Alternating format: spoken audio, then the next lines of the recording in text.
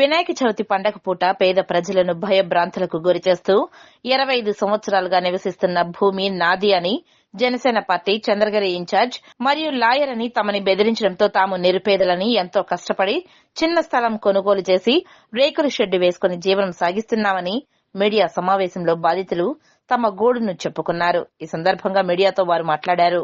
Tirupati rural Tiruchanur గ్రామ పరిధిలో రంగనాథం రోడ్లో మేము గత 20 ఏళ్ళుగా ఇక్కడ నివాసం ఉన్నాము. ఇక్కడ జాగా తీసుకున్నాము.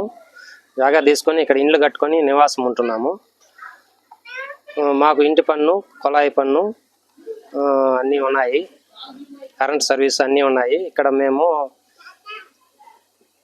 ఇక్కడే నివాసం ఉంటున్నాము.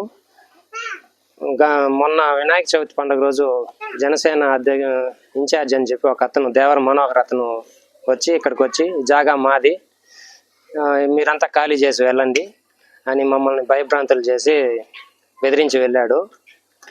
4 రోజుల్లో మేము హైకోర్టు లాయర్, నేను 4 రోజుల్లో స్టే తెచ్చి ఇదంతా జేసీబీలతో దొల్లిస్తాము అని చెప్పి మమ్మల్ని ఇబ్బంది పెట్టాడు.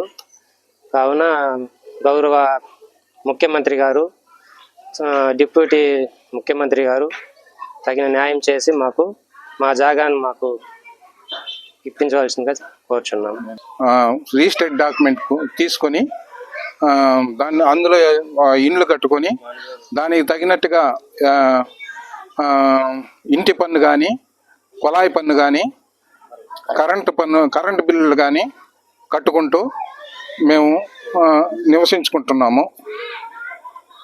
ఇందుకు గాను మొన్న వినాయక చవితి రోజు దేవర మనోహర్, నేను జనసేన పార్టీ అధ్యక్షుడిని, నేను హైకోర్టు లాయర్ని అని వచ్చి బెదిరించి, ఇక్కడ ఉన్న వాళ్ళని బెదిరించి నేను వచ్చి 4 రోజుల్లో ఇదంతా కూడా హైకోర్టు స్టే తెచ్చి నేను ఇదంతా ధ్వంసం చేస్తాను అని చెప్పి బెదిరించి వెళ్ళాడు. ఆ విషయంగా మేము మీకు తెలియజేస్తున్నాము. మేము ఇక్కడ నివసిస్తున్నాము. ఇంతకుముందు 2022లో ఏరియా వాళ్ళు వచ్చి ఈ జాగా మాదని దౌర్జన్యం చేశారు. మేము అప్పుడు పోలీస్ స్టేషన్ పోయి పోలీసు వాళ్ళు మాకు న్యాయం చేసి వాళ్ళని తరిమినేస్తున్నారు. మరియు ఇప్పుడు వినాయక చవితి రోజున దేవరకొండ మనోహర్ అనే అతను వచ్చి ఈ జాగా అంతా మాది, మాకు ప్రసాద్ అనే అతను మాకు రాసిచ్చాడు, మాకు హక్కు ఉండదు దీనిపైన. మేము 4 రోజులు వచ్చి ఇవన్నీ బుల్డోజర్ పెట్టి కొట్టేసి మేము మిమ్మల్ని అంతా ఖాళీ చేయండి అని బెదిరిస్తున్నారు. కావున సీఎం గారు, డిప్యూటీ సీఎం గారు మాకు న్యాయం చేసి మా జాగాను మాకు ఇప్పించవాలని, వాళ్ళు రాకుండా చేయాలని కోరుకుంటున్నాము, మేము వినియోగించుకుంటున్నాము. మాకు అన్ని పత్రములు, అన్నీ పన్నులు, కరెంటు బిల్లులు అన్నీ మేము సమర్పించి ఉన్నాము.